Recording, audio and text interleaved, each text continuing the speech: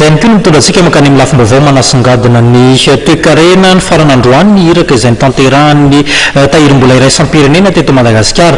Atao anatin'izany ary no namantarana ny aona tamin'ny mpanao gazety izy ireo ary namintina ny diany teto Madagasikara toy ny fifampiresahana ary ny volana janoary no mety andinika ny tombana voalohan'ny FEC na ny facilité élargie de crédit ny filan-kevim-pitantanany FMI. Toy izao ny vaovao.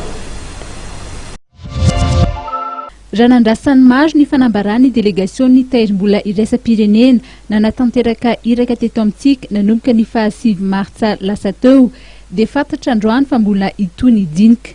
Nanambara Andriamatoa Marshal Mills izay nitarika ny delegasion fa aorian'izay dia mety andinika ny tombana voalohan'ny FEC na ny facilité élargie de crédit sy ny taty ny fifampiresahana araky ny andiany fahaefatra ny filan-kevim-pitantanany FMI.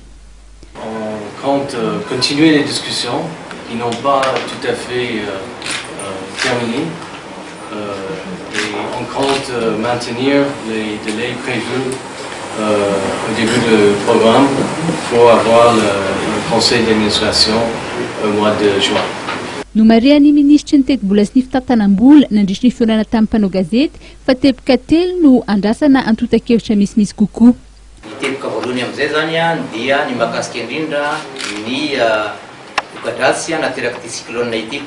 Mety misy favoazana ny infrastructure andrehetra na lalana io na mahakasika ny infrastructure agricole io na ny sekoly io na reny ny CSPF maro samihafa reny io dia andrasana moa zany ny évaluation reny mba ahitana tarika tsara mihitsy no hoe ahoana indray ny impact zay zavatra zay eo amin'ireo dépense tsy maintsy ataony ny fanjakana sy ireo financement tsy maintsy tadiavina dia mbola eo ihany koa ny estimation tokony atao amin'ny dette ny raha Madagasikara satria amin'izao fotoana izao tsika zany dia efa araka ny fantantareo reny dia efa hisy ny fiara-miasa zany amin'ny partenaire stratégique no zany mba azahoana mandroso amin'izay fanarahana atao zay dia tsy maintsy atao ihany koa zany zay estimation na dette zay.